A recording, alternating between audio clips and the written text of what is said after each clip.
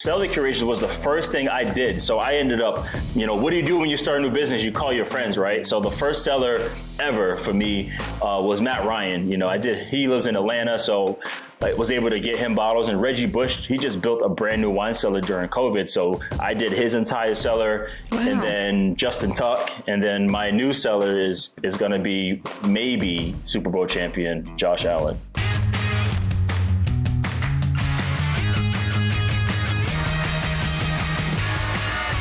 Hey guys, welcome on into Drinks with Binks. I'm Julie Stewart-Binks. This is the show that sits down with some of the biggest names in entertainment, sports, media over a bevy of their choice. And today's guest checks all of those boxes. We are so thrilled to be able to welcome on in Super Bowl champion with the New York Giants, spent 10 years in the NFL, now turned wine guy, founder of the Wine MVP, none other than Will Blackmon. Will, thanks for joining us here today. What are we sipping on Drinks with Binks? Wow, we're getting right to the vino. Of course.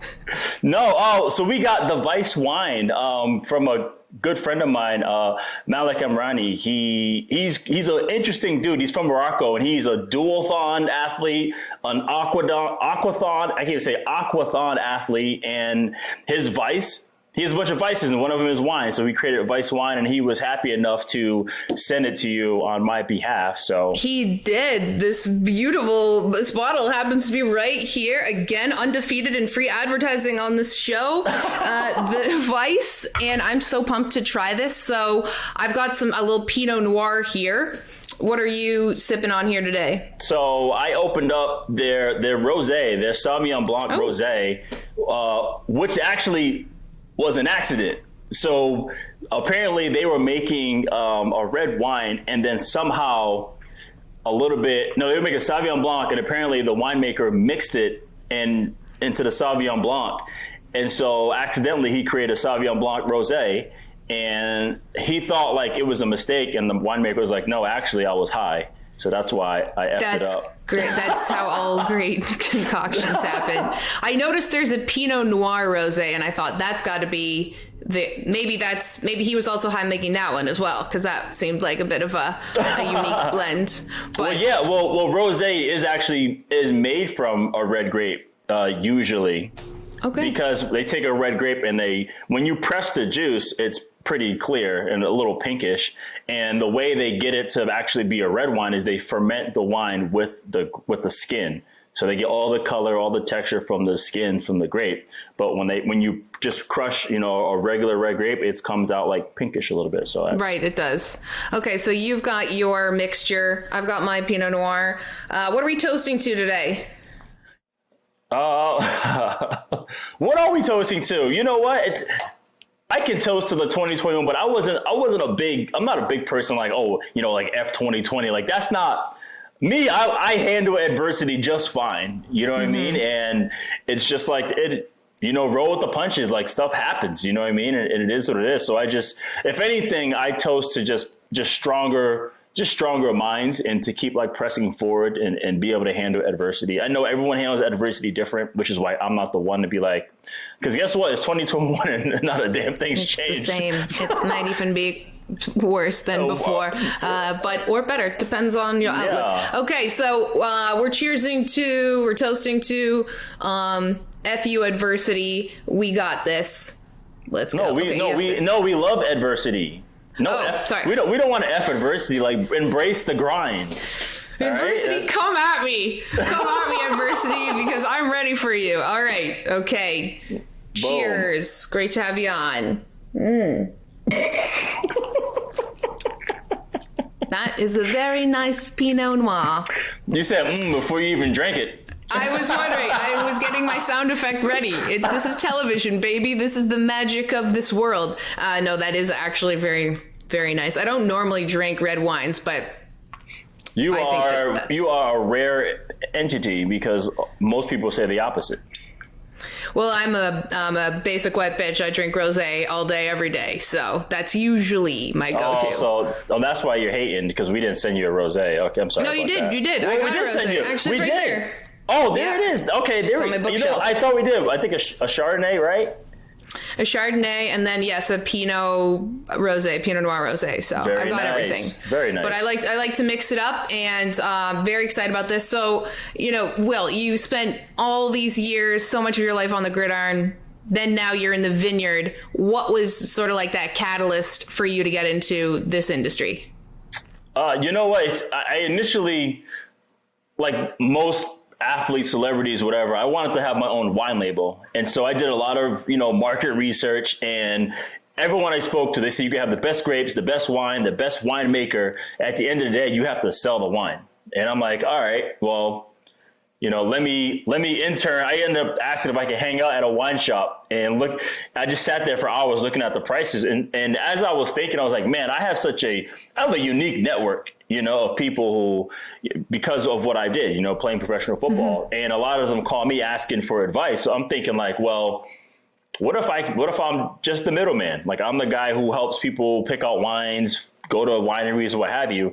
And that's kind of where I made a transition of like, I can be a wine concierge. And so that's kind of how the Wine MVP was born. It was initially NFL Wine Guy. That's what I coined myself, because what happened was I would talk about wine on my Twitter page and nobody gave a damn. They're like, bro, like shut your ass up and let's talk about football. Okay. So I created NFL Wine Guy to try to monetize and get people over. And then when I try to turn into a business, I talked to the league office and they were like, we might. They were like cease and desist. They were like, we might want something. So that's when the Wine MVP was born, because I thought like Wine MVP would be cool. It crosses over to any genre, any sport, and you could be the MVP of anything. That's very interesting. And the concierge aspect is in a way like a sommelier, or no?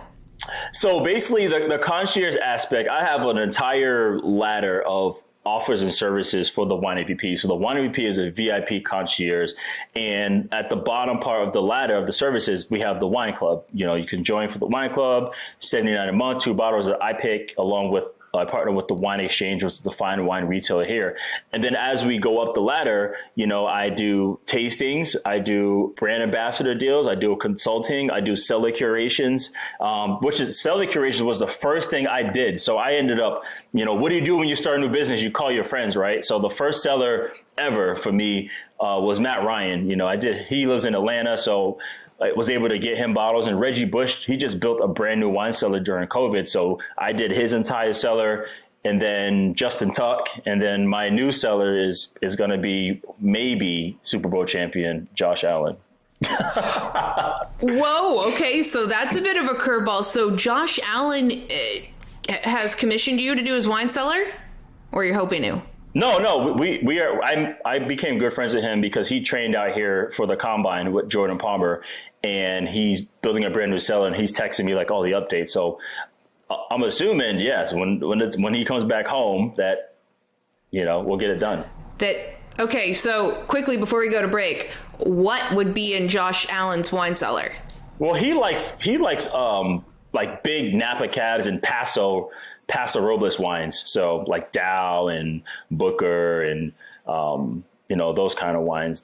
I'm sure that's what he likes, but I'll be able to get him a bunch of stuff. Yeah, you'll be able to hook him up. I do have a question, though, about the fact that you have your pinned tweet on Twitter as that Aaron Rodgers is going to be the NFL MVP, which would sort of complicate matters in a way of what you just said. And we will get to that and a whole lot more after the break on Drinks with Binks with Will Blackmon. Don't go anywhere.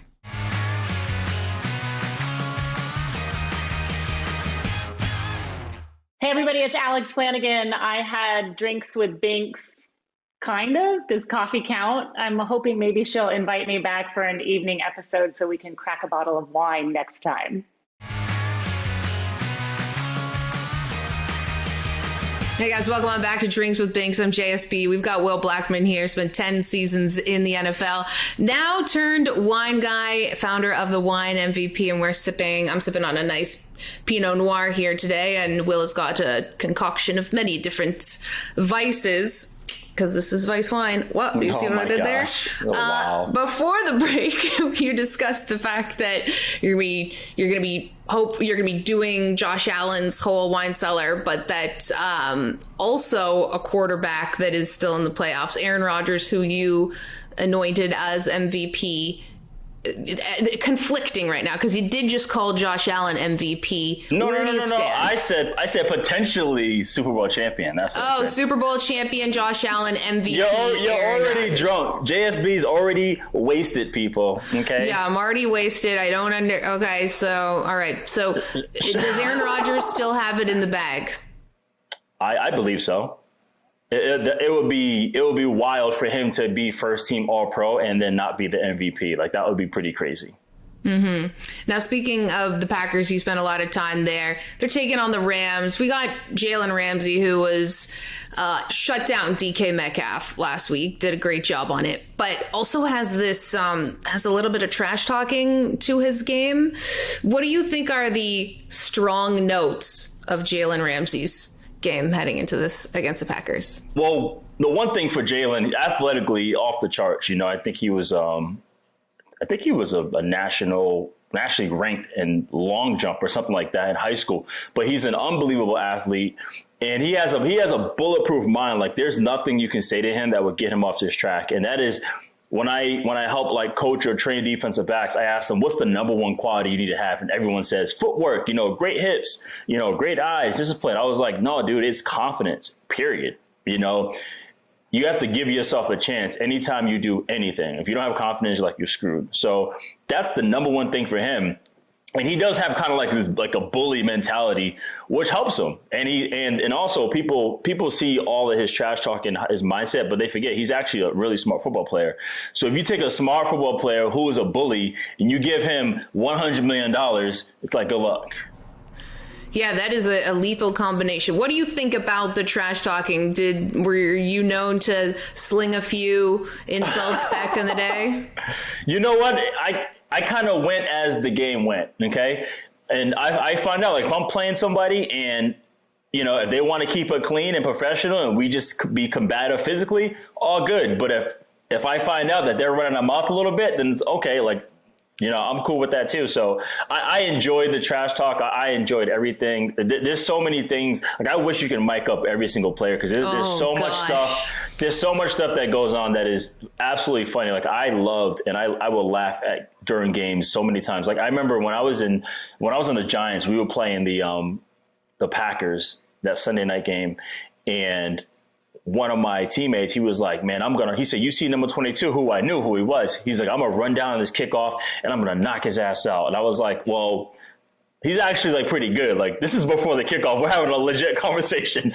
I'm like, he's actually pretty good. He goes, I don't care. He's like, you see me? I was like, all right, bro, just let you know, like, I'm telling him, like, just get to the ball. Don't worry about trying to smash him. So boom, ball gets kicked, Lawrence Tynes, and we run down the field, and I just see my teammate get his ass laid out, and in mid-stride, I just busted out laughing. It was the funniest thing I have ever seen in live action. And then I ran to the ball and tried to make the tackle, but it was just funny that I just chuckled at that stuff. I thought I had so much fun doing that. Yeah, that's the stuff that you remember is definitely sort of that off color, the talk, the bets, all that kind of stuff. I was a hockey player. Well, I am a hockey player, so I know exactly what it's like, trash talking. I don't know what it's like to play in the NFL, unfortunately. Maybe someday. But in terms of this weekend, we've got some good divisional round matchup games. We mentioned Rams Packers, but for you, what is like the story that's chef's kiss that you're looking forward to watching? It is Rams Packers. I mean, it is that one because I just think stylistically, just overall with the coaches and the two teams, and obviously you got Devontae and Jalen.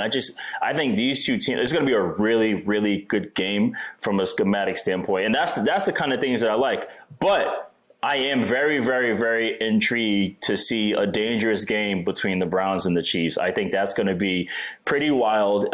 People are completely writing off the Browns, and I understand it, but Baker's the type of person that is fueled with that type of stuff. I feel like when the Browns are doing well and no one's saying anything to them, like they kind of have those games where they just disappear. But you say anything to Baker, like he's going to thrive. And that's kind of how his career went. He walks on to Texas Tech and then he walks on to Oklahoma and ends up winning a starting job both places and then ends up being the Heisman Trophy winner. And And then LeBron leaves Cleveland, and then he comes to Cleveland and helps, ignite what's going on for the Browns. So I'm like, guys, just leave him alone. I think Nick Wright said it today, like they're going to get annihilated. I'm like, dude, leave Baker alone.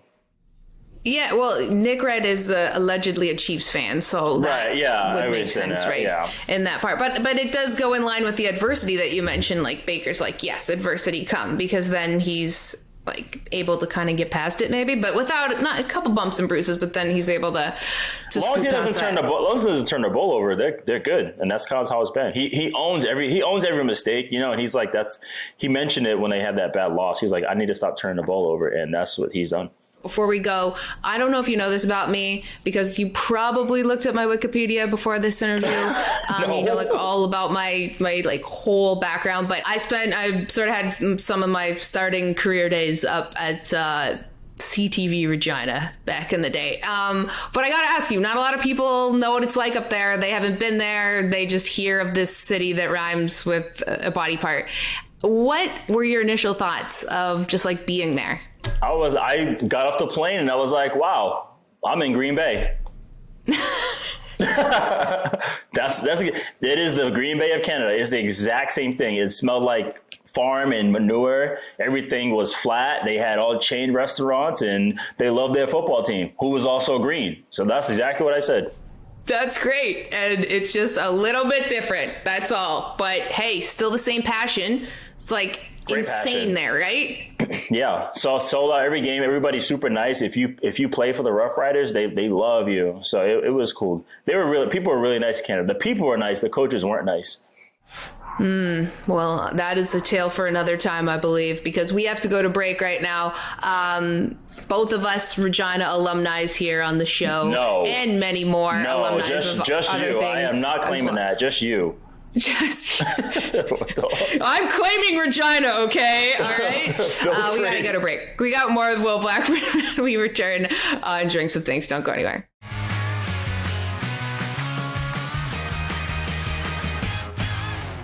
What's good, everybody? This is Jerome Baker, Miami Dolphins linebacker. I spent my bye week with Drink with Binks. It was water, but you never know. You never know what was in it, but let's just say it was water.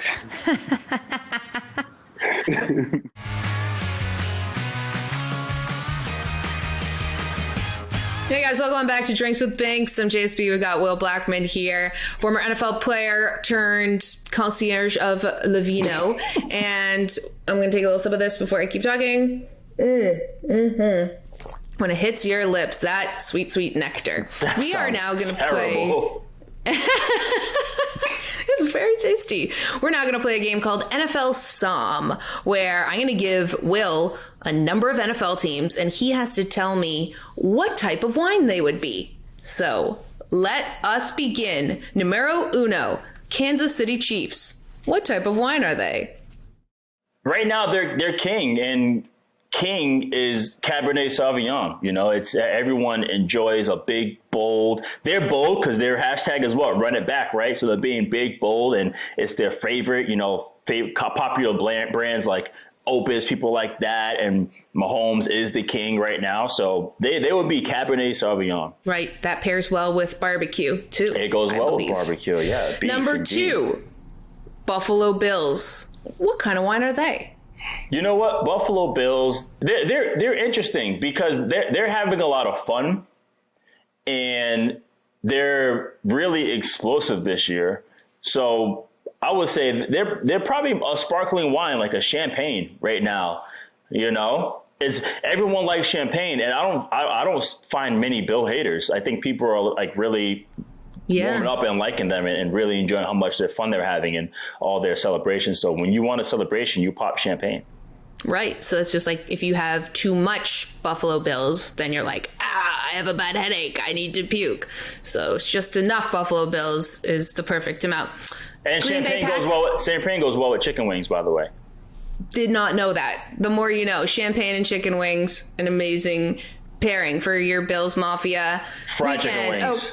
Okay, Green Bay Packers. Green Bay Packers, it's kind of, it's a standard, they're historic, and historic wine just around the world is Pinot Noir. It goes way back. They age beautifully. Pretty much everyone likes Pinot Noir. When you go to the restaurant, you get a house wine, it's probably going to be Pinot Noir. So Green Bay is the Pinot Noir of the NFL.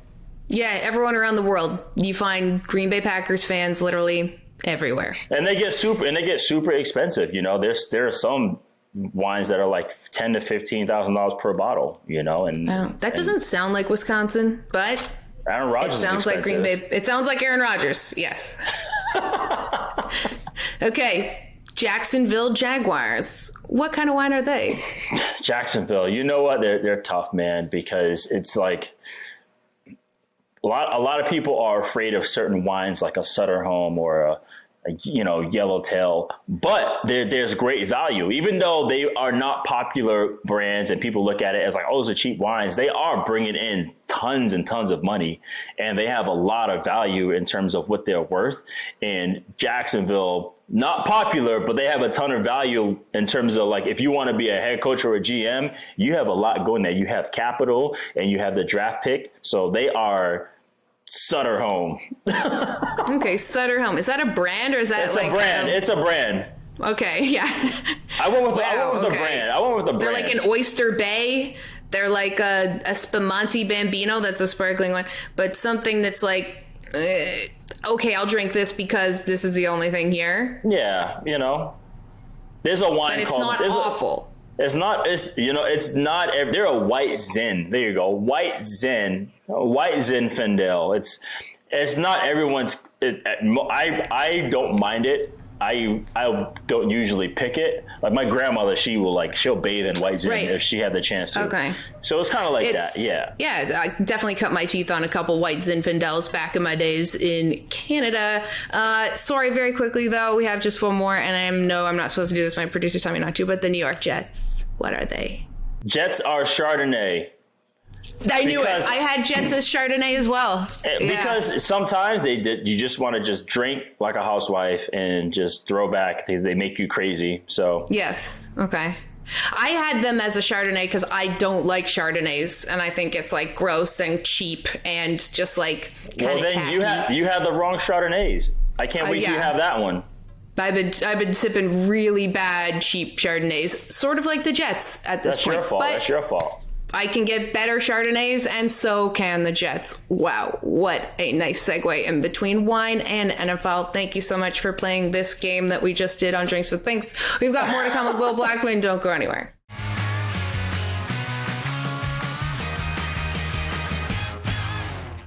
Hey, it's Carrie Champion, and I had so much fun with Drinks with Binks. She is clearly my favorite white person, my favorite white woman, my favorite blonde. Watch her show.